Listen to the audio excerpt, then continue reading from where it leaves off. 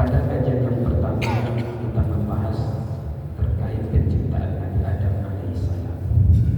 Ketika penciptaan Nabi Adam itu Allah Ta'ala ciptakan pula bibit-bibit atau dzurriyyah, keturunan-keturunannya, calon-calon manusia yang akan terlahir ke dunia ini. Ketika diciptakan keturunan-keturunannya itu Allah Ta'ala ambil persaksian, ambil janji, sebagaimana yang diterangkan terekam di dalam Al-Quran. Wa ashhadahu ala anfusihim alastu bi rabbikum qalu bala syahidna. Bukankah aku ini adalah Tuhan kalian, Rabbnya kalian, wahai seluruh manusia? Kemudian kita dan seluruh manusia ketika itu menjawab, apa jawaban kita? Bala, betul, engkau adalah Rabb kami, syahidna, kami bersaksi. Sehingga perjanjian ini akan kita bawa sampai kita terlahir dari perut ibu kita masing-masing, terlahir ke dunia ini. Itulah awal kehidupan kita sampai ajal kita. Kemudian kita akan menjalani kehidupan di alam barzakh. Kemudian setelah itu biasa kita akan menjalani perjalanan di akhirat. Yang beriman akan masuk ke dalam surga, beriman tapi ada maksiatnya maka di neraka. Orang yang kafir akidah keyakinannya abada, selama-lamanya di dalam neraka. Baik, itulah arti daripada iman. Begitu berharganya iman. Yang dulu kita ambil berjanji dengan Allah Ta'ala, terlahir kita ke dunia ini, kita jaga iman itu sampai kita wafat. Antaqulu yaumal qiyamati inna kunna an hadza ghafilin. Kami ambil persaksian ini, kata Allah Ta'ala, supaya nanti kalian pada hari kiamat atau di akhirat kalian tidak mengatakan bahwa kami lupa akan perjanjian iman tadi. Memang kita lupa, betul atau tidak? Lupa kita. Akan tetapi ada bukti-bukti yang Allah Ta'ala berikan sehingga kita mempercayai akan persaksian tersebut. Apa buktinya? Allah Ta'ala informasikan lewat Al-Quran dan kita percaya kepada Al-Quran. Lalu bagaimana logika pikiran kita bisa menerima akan persaksian yang dulu kita ambil, itunya di alam azali? Bagaimana logika kita bisa menerimanya? Baik, tidak satu pun di antara kita ini yang tahu keadaan ataupun kondisi ketika kita lahir di dunia ini. Di umur 1 tahun kita ngapain aja? Gak ada yang tahu. Bahkan masa-masa kecil kita umur 1 tahun, 2 tahun, tidak ada satu pun di antara kita yang ingat. Akan tetapi ketika orang lain menceritakan tentang keadaan kita lahir, kondisi kita di umur 1 tahun, 2 tahun dan lain sebagainya, diceritakan oleh keluarga kita, oleh ibu kita, oleh ayah kita, kira-kira kita percaya atau tidak? Percaya. Tentang persaksian keimanan dulu di alam azali itu diinformasikan oleh Al-Quran. Percaya atau tidak? Kita percaya. Begitulah kira-kira. Bapak Ibu yang dirahmati oleh Allah Subhanahu wa Ta'ala. Kajian kita malam ini sudah sampai kepada ketika manusia itu dilahirkan. Bagaimana pula pandangan Al-Quran terkait masa-masa kecilnya manusia, perjalanan-perjalanan ketika manusia sebelum baligh, sebelum dewasa. Di dalam surah Al-Hajj ayat yang kelima, Allah Subhanahu wa Ta'ala berfirman. Jadi di dalam ayat ini Allah Ta'ala menerangkan sebagaimana yang ada di dalam kitab Sabilul Intikar. Wa qad dzakarallahu ibtida'a hadzal umri fi kitabih. Jadi permulaan kehidupan manusia di dunia ini Allah Subhanahu wa taala sudah sebutkan di dalam kitabnya. Bayangkan, ada nggak kira-kira kitab yang bisa menerangkan tentang keadaan manusia ketika lahir dan sebelum lahir? Dan bahkan Al-Quran itu Bapak Ibu sudah menerangkan kondisi dan keadaan manusia di dalam neraka. Al-Quran sudah menerangkan dan menginformasikan terkait situasi kondisi keadaan manusia nanti yang akan masuk ke dalam surga. Agak bagaimana suaranya Pak? Agak di ke bawah gitu ya? Wah, makasih. Ini mau wancaknya nak? Boleh kan? Itu saya. Baik. Summa nukhrijukum tifla. Allah Ta'ala mengatakan, kemudian kami mengeluarkan kalian daripada perut ibu kalian tifla, sebagai bayi. Summa litablughum ashuddakum. Summa ini di dalam tafsir dalalannya adalah kemudian kami memberikan kalian umur. Jadi siapa nama dia umur?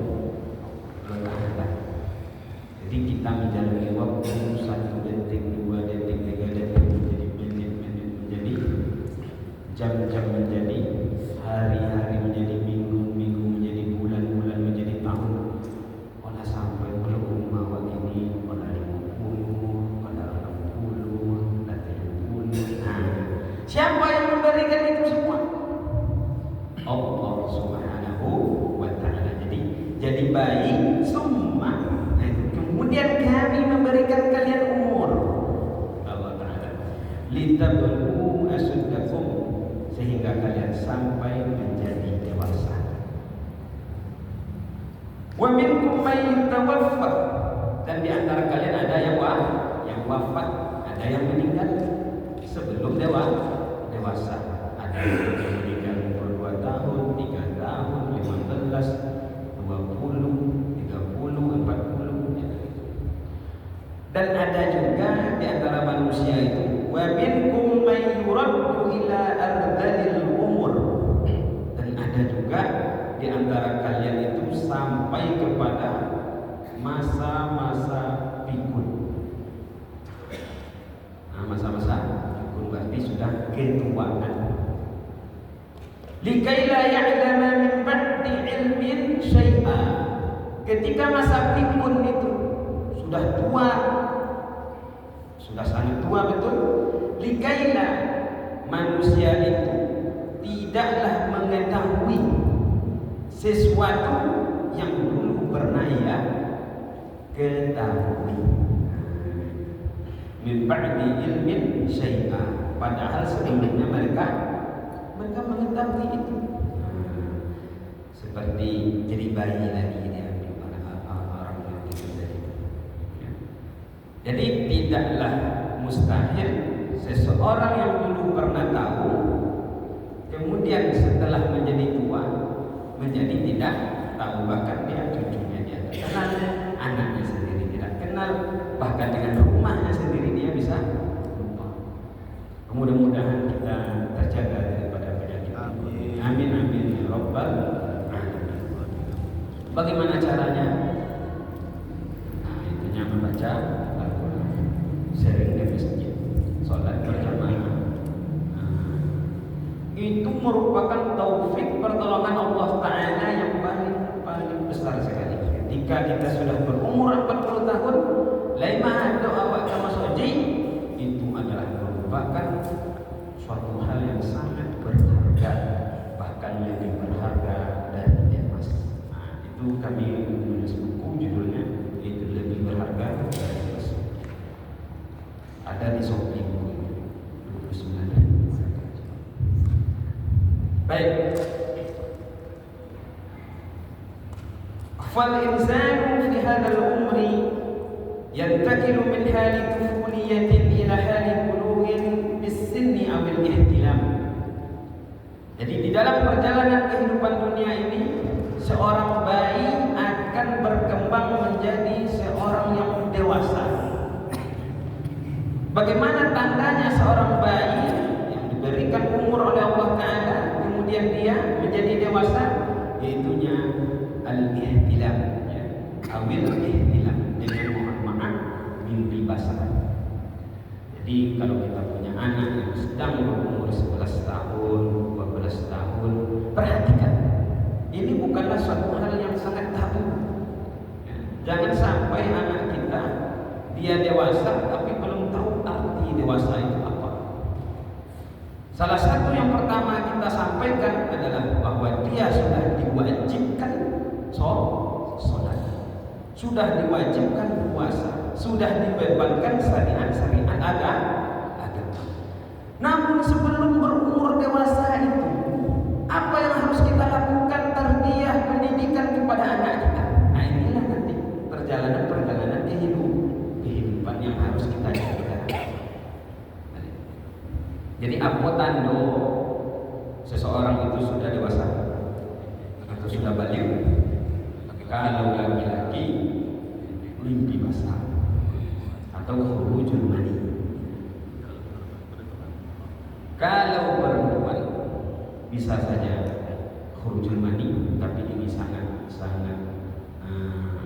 nadir, sangat jarang, ya.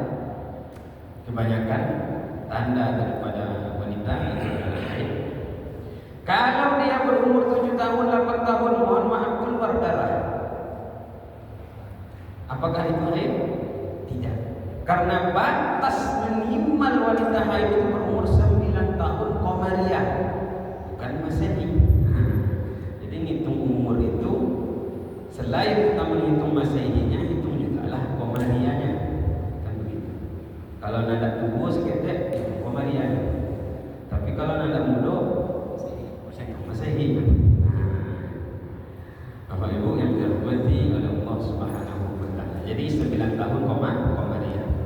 Keluar darah, lihat dulu darahnya itu. Kalau kurang dari 1 hari 1 malam, maka itu bukan haid. Berarti itu darah fasad. Di umur 8 tahun keluar darah, berarti itu darah penyakit. Baik kata dokter, jangan kadukun bube. Kalau kadukun bube itu lain terjadi. Banyak kasus itu. Baik. Jadi batasnya dari umur 9 tahun, kemudian lama haidnya itu minimal adalah 1 hari 1 malam. Dan batas maksimalnya 15 hari. Lebih dari itu tidak disebut dengan haid. Banyak pelajarannya dalam fikih. Baik. Kemudian perempuan ini di umur 9 tahun tidak haid, 10 tidak haid, 11 tidak haid, 12 tidak haid, 13 tidak haid, 14 tidak haid, 15 tidak haid, 17, 18, 19, 20 tak haid ya. Ada terjadi? Ada? Ada. Ada yang bertanya kepada saya, Ustaz, anak saya sudah berumur sekian-sekian, tapi belum haid juga. Bagaimana penentuan dia balik atau tidaknya? Dengan batas umur 15 tahun. Jadi batas umur 15 tahun, haid tidak haid, mimpi tidak mimpi, sudah dihitung menjadi baligh dan dikhitab, diwajibkan perintah-perintah Allah Ta'ala dan diharamkan mengerjakan larangan-larangan Allah Subhanahu wa Ta'ala. Artinya anak ini sudah mukallaf. Di antara syarat wajib salat apa? Islam, balik, berakal. Balik ini dewasa, sudah wajib. Begitu. Bapak Ibu yang dirahmati oleh Allah Subhanahu wa taala. Summa ila hadis syabab, ketika dia sudah menjadi balik, sampailah dia nanti menjadi pemuda. Summa ila hali kuhula, sampai tua. Summa ila hali suyukha wa kibari ila masya Allah, kemudian menjadi sangat-sangat ketuaan, kemudian min hali haramin wa harafin, sampai pulanglah dia nanti menjadi bikun sesuai dengan perjanjian kita dengan Allah Subhanahu wa taala. Umur kita sampai begitu umur. Baik, nah inilah yang akan kita bahas Bapak Ibu terkait kelahiran ya. Baru nanti keadaan ketika menjadi pemuda, kemudian ketika sudah berumur 40 tahun. Nah, ini menarik ini umur 40 tahun ini. Menariknya bagaimana? Kalau bahasa orang awam kan, kalau udah kaya udah di umur 40 tahun berarti miskin aja. Nah, itulah ibaratnya. Jangan banyak pun. Kawilah yang lado yang cina tak. Tapi di umur 40 tahun tak tentu kau masuk haji dah. Tak berubah dah. Tak berubah kata anda. Maksiat baca duit itu kau jawab. Baca apa baca duit? Kau bukan. Nah, kan kau kampar kan?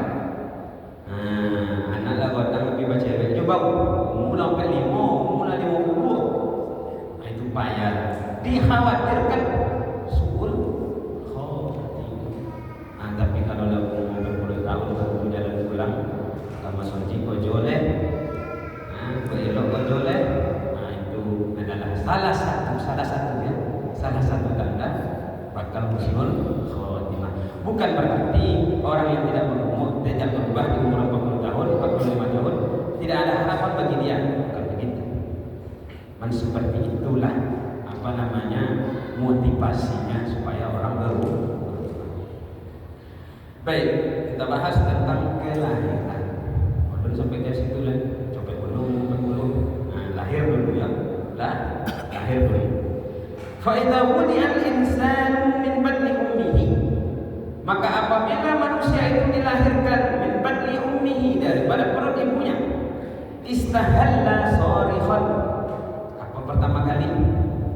Mananginya berteriak sekencang-kencangnya. Jadi istahalla sharikhan itu apa? Berteriak, menangis. Nah, itu pertama kali dulu. Wadzalika, apa penyebabnya manusia itu menangis ketika dilahirkan? Min laksatis syaitani la'anallahu ta'ala, karena ia diganggu oleh syaitan. Kenapa syaitan mengganggu? Merusak daripada fitrah. Apa fitrah manusia? Yang tadi itulah Bapak Ibu, bala sahidna, betul engkau adalah Tuhan kami bersaksi. Mula itu yang kita bawa itu, iman itu ke dunia ini, dan dengan iman itu pula lah nanti kita meninggal. Nah, makanya dunia ini ibaratkan adalah inti daripada intinya perjalanan kehidupan yang akan menentukan nasib kita di akhirat di mana? Aku di dunia. Nah, jadi penting dunia ini, penting. Ala itu dunia. Yang penting dunia ini. Begitu. Baik, jadi setan itu mengganggu semuanya, merusak fitrah yang tadi dibawa oleh manusia. Allati lam yusallim minha illa Isa ibnu Maryam, ya, wa ummuhu alaihi wassalam.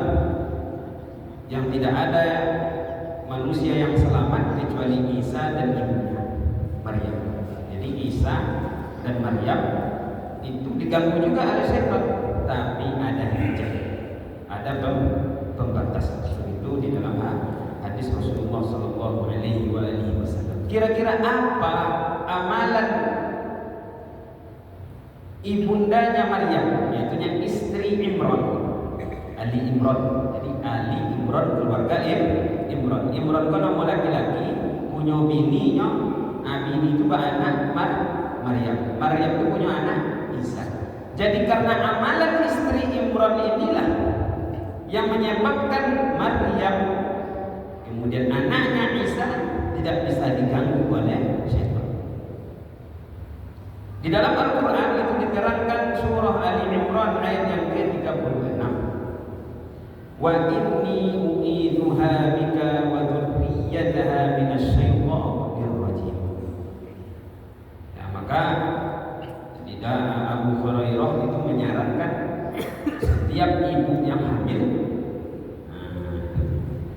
hendaklah mengamalkan ayat ini. Ya, doanya istri Imran. Wa inni u'iduha bika wa dzurriyyataha minasyaitonir rajim. Dan sesungguhnya aku meminta perlindungan kepada Engkau ya Allah dan keturunannya daripada syaitan yang terkutuk.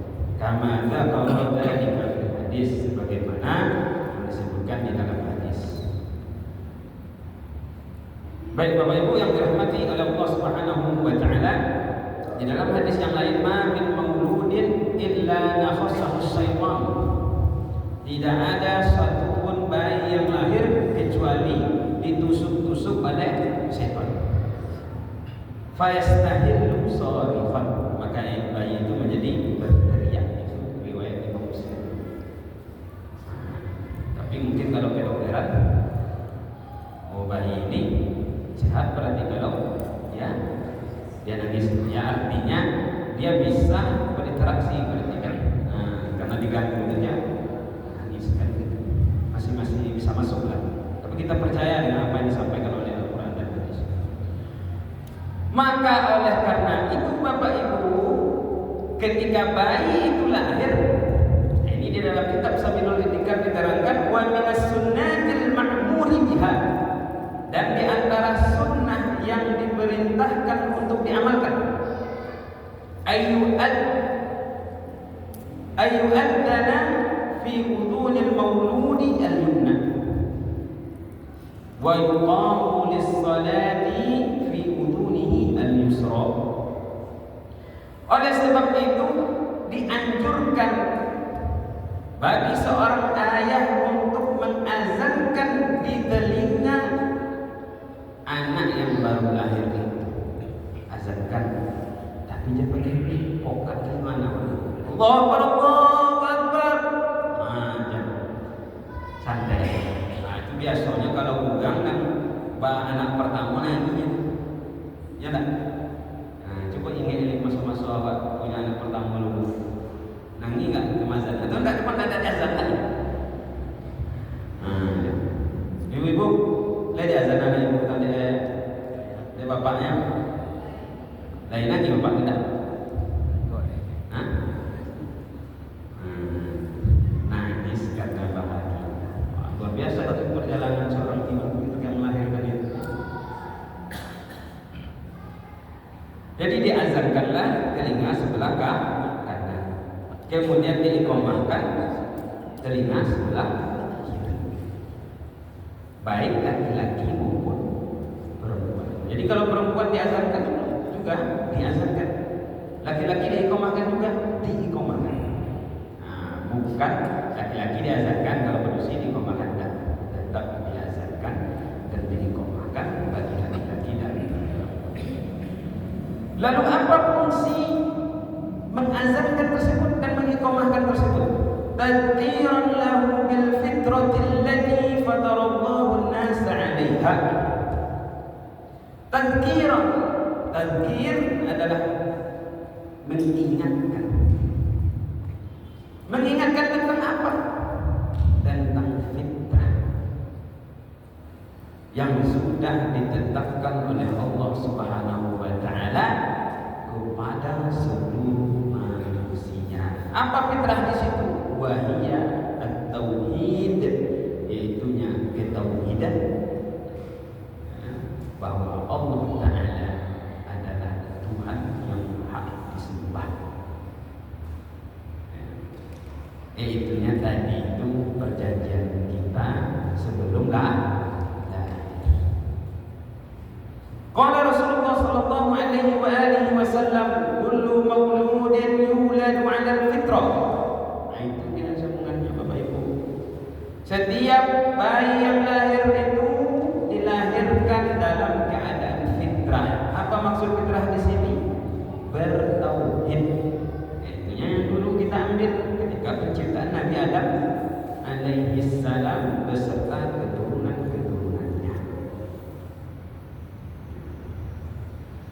Fa'abawahu yuhawwidanihi aw yunasiranihi aw yumajjisanihi, maka kedua orang tua lah yang akan menjadikan dia bersifat seperti Yahudi,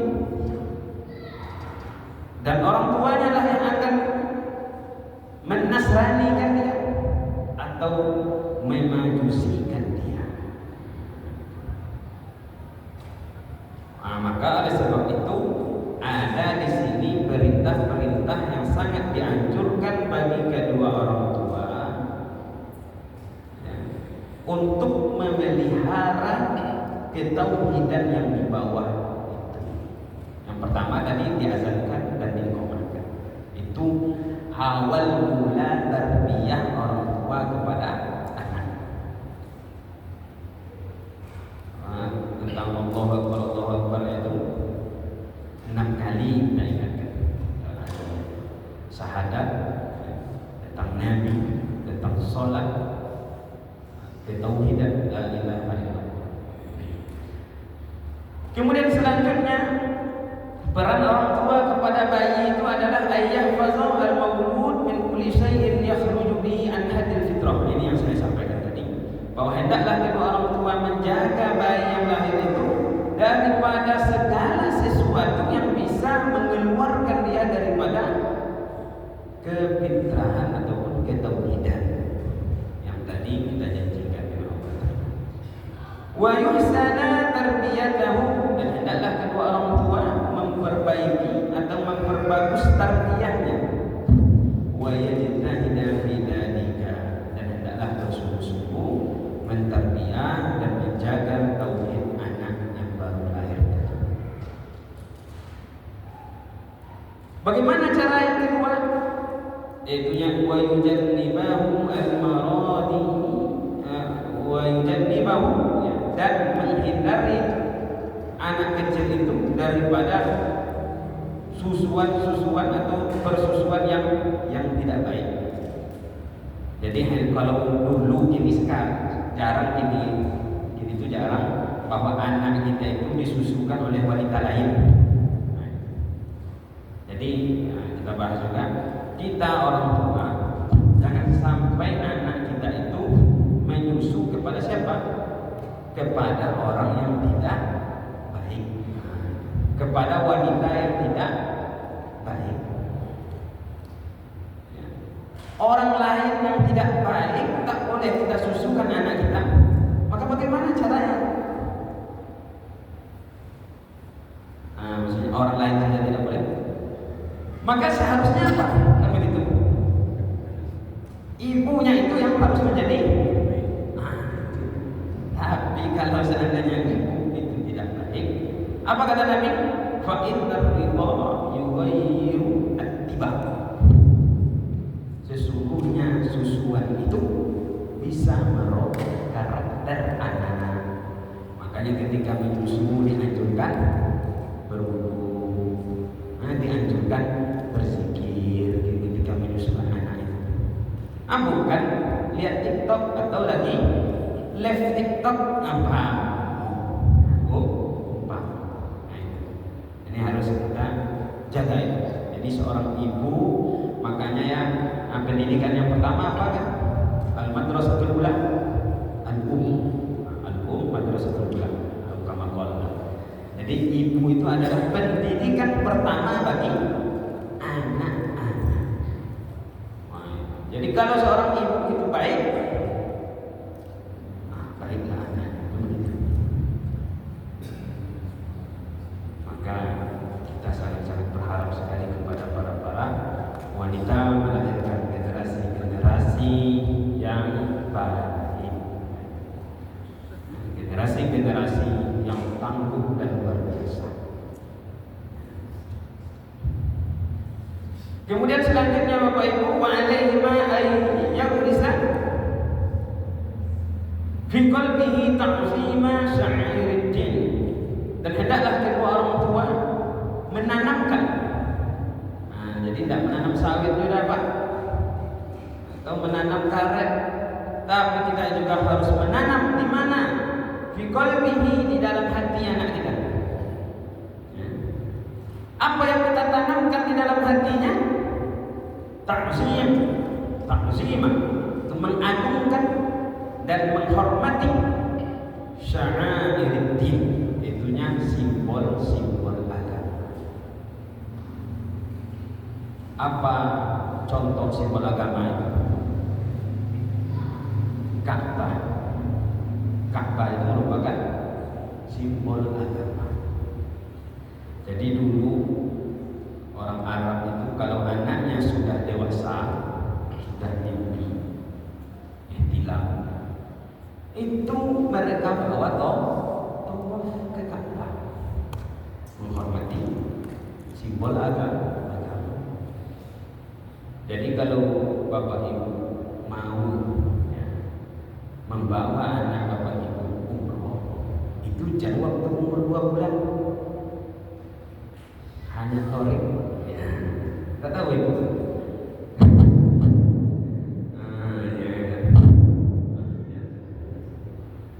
Nah, jadi kalau awak bawanya umur 2 tahun, 3 tahun, kalau banyak pipi awak bawanya umroh, tak ada beso joraso. Itu untuk beso jorasonya, rasa belum ada, belum dapat ya rasanya, belum dapat loma, belum dapat enaknya. Jadi kapan kita bawa? Kalau lebih tunggunya dewasa, tunggunya balik dulu. Dapat pokoknya, dapat akal, itu kan dan bazir dia ada. Jadi kalau umpamanya ada niat membawa anaknya umroh, insyaallah dilancarkan rezeki oleh Allah Taala. Kalau lain niat awak, ya mencari piti juga mencari piti atau mencari uang. Jangan hanya sekedar mencari uang, tapi ada niat kita. Kenapa sih siapa itu mencari uang? Umpamanya, tak usah kita jawab, lihat saja nanti. Rupanya 2 tahun dia menabung umroh sekeluarga. Itu lebih berarti kita mencari uang daripada mencari uang. Tapi tak ada tujuan. Tak tentu arah. Habis tak tentu arah.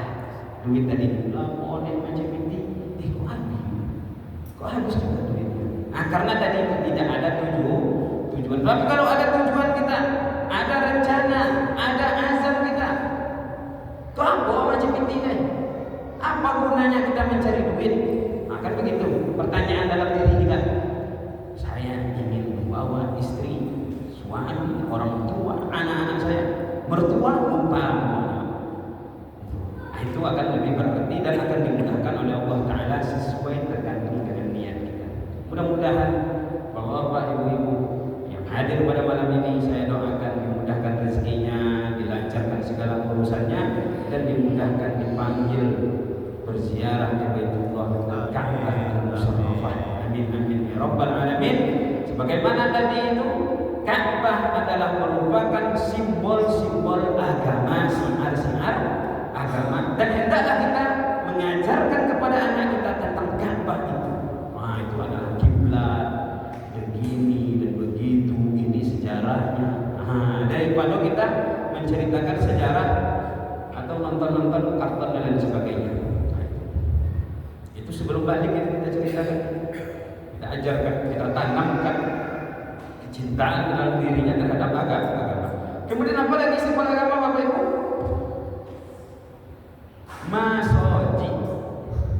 Masjid simbol agama. Jadi hendaklah kita menanamkan rasa cinta kepada anak-anak kecil kepada masjid. Hendaklah kita membuat anak-anak kecil itu suka berada di masjid. Jadi bagaimana cara menanamkan itu? Salah satunya adalah ketika azan berkumandang, kita peluk anak kita duduk itu dengarkan. Itu adalah azan. Karena azan juga merupakan simbol agama, syiar agama.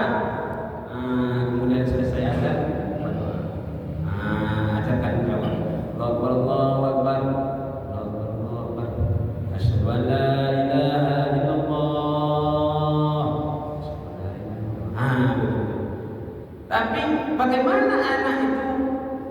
mengeluarkan cinta terhadap agama ketika azan. Kita main handphone, dia main handphone juga. Kita main handphone di sudut sana, dia main handphone di sudut sini. Jadi tarbiyah itu sudah hilang di dalam rumah tangga kita. Itu perlu dikaji tentang perjalanan dan penjagaan anak-anak di masa kecil. Karena apa? Karena masa-masa kecil ini akan menentukan dia di masa-masa pemuda. Seumpamanya ya berubah arah di umur 30 tahun, di 35 tahun dia berubah arah dia. Umpamanya dulu kita bawa ke masjid, waktu kecil kita doakan, ya kan, kita ajarkan agama, simbol agama, semuanya kita ajarkan terkait perkara agama, sholat, dia puasa kita ajarkan. Ternyata di umur 25 tahun berubah arah, berubah cuaca, ada begitu. Maksudnya dia tidak tahu sholat lagi, tidak tahu masjid lagi. Kehidupannya di luar kendali kita. Juga pemuda kan begitu. Jadi nanti ada juga masa-masa pemuda. Tapi ingatlah Bapak Ibu, suatu saat tarbiyah yang kita ajarkan di masa kecil, mulai dari kita mengazankan dia, menyusui dia, membawa dia ke masjid, mengajarkan dia Iqra, ya kan? Mengajarkan dia seluruh agama, simbol agama, akan bermanfaat ketika dia di masa-masa umur 40 tahun, masa-masa matang dalam berpikir. 45. Kita tidak tahu sekarang ini Bapak Ibu. Mungkin kita dulu adalah orang-orang yang masa lalunya kelam. Sekarang kita tahu masjid. Sekarang kita tahu taat, tahu ibadah. Mungkin. Dan kita berandai-andai. Itu semua adalah apa? Didikan kedua orang tua dan doa mereka waktu kita kecil, sebelum balik. Jadi kita ini berharap bahwa anak sebelum balik itu sudah kita tanamkan. Apa yang kita tanamkan tadi? Nah, kita tanam sawit. Apa nanam sawit Pak? Tuh anak lemat dia habis bisa makan kan betul. Itu iya juga. Sawit awak pentingkan untuk menanam anak awak itu. Tapi yang lebih penting lagi adalah menanamkan kecintaan dan penghormatan terhadap syiar-syiar agama. Bila masuk ke Islam, ada pertanyaan Bapak Ibu? Masih ada waktu sekitar 3 menit.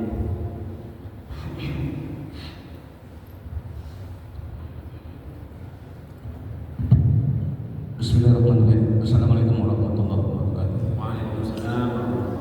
Ustaz, dari pengajian kita tadi,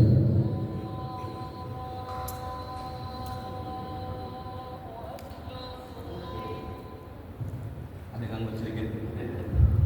Iklan. Sesungguhnya manusia pertama yang diciptakan oleh Allah Subhanahu wa taala adalah Adam. Dan Adam diciptakan di dalam surga. Begitu. Dan kemudian zuriat-zuriatnya semasa Adam diciptakan sudah diciptakan juga dengan terbentuknya di dalam alam ruh atau alam arwah, begitu. Dan kemudian dari pertanyaan ini ada satu pertanyaan, apakah di dalam penciptaan tadi perjanjian kita langsung diambil yang mengatakan qaulu bala sa'idna tadi, dan kemudian di dalam alam rahim apakah perjanjian ini kembali diulang atau bagaimana? Dan kemudian pertanyaan lagi ini agak dekat, yang kita hidup di dalam alam rahim, apakah kita itu ruh yang diberi jasad atau apakah jasad yang diberi ruh di dalam rahim ibu kita? Terima kasih Ustaz, mohon pencerahannya. Wassalamualaikum warahmatullahi wabarakatuh. Waalaikumsalam warahmatullahi wabarakatuh. Terkait penciptaan keturunan Nabi Adam alaihissalam, itu pertamanya dulu bahwa min aina khalaqallahu Adam alaihissalam. Pertama Allah Ta'ala menciptakan Nabi Adam.